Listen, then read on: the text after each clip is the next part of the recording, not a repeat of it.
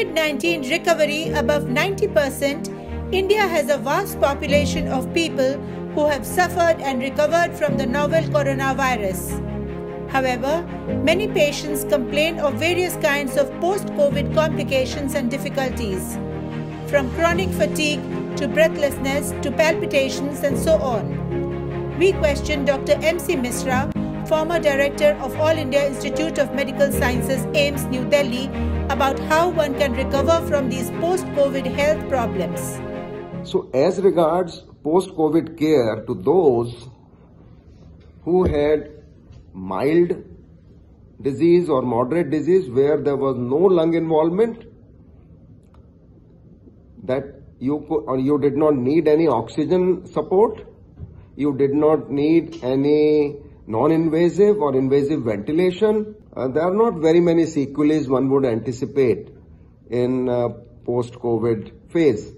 But naturally, what we would say that you continue all those Ayush recommendations to build your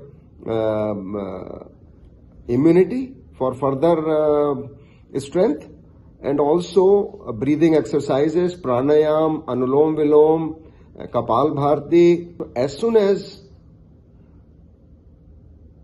you have recovered from COVID and you feel absolutely okay, no weakness, no muscle ache, no joint pain, no backache, no breathing difficulty, resume your physical exercise, walk, whatever you were doing pre-COVID. What about those who have suffered from severe COVID-19 infection, were in ICU, and even after discharge are suffering from problems ranging from persistent headaches, shortness of breath, pneumonia, diarrhea, etc.? If somebody has had severe illness and needed admission in hospital in ICU or HDU for a longer period, and then naturally we need to go by symptoms with anti-inflammatory medication.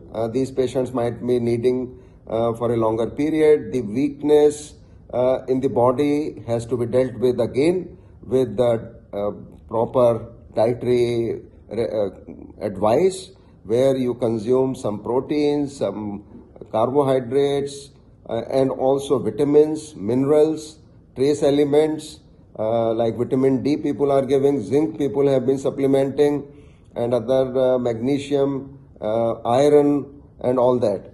So, and other supportive therapies like physiotherapy, also psychological counseling one can resort to if somebody has had having depression or ICU psychosis also. Over the months, however, our doctors and hospitals have learned and gained experience about the virus. The infection rate might have increased, but fortunately, the death rate is not increasing equally. More and more people, even with comorbidities, are recovering as people and doctors are now more aware about the infection. Now we are almost entering into the 10th month of this pandemic. We have learned a lot about the symptomatology of this infection, which was not known in the beginning. We had only three set of symptoms known, that there is a sore throat, there is some fever, and then there is some breathing difficulty. But over a period of time, many more symptoms have been added, like the loss of smell, loss of taste, loose motions, diarrhea, and then headache, and then lung infection and pneumonia, which has taken a lot of lives actually. The involvement of the lungs by this virus, because it goes and sets into the alveoli of the lung, and that is where it leads to inflammatory reaction, what we call cytokine storm, and that has caused a lot of damage to a lot of people, and it has long-term consequences also.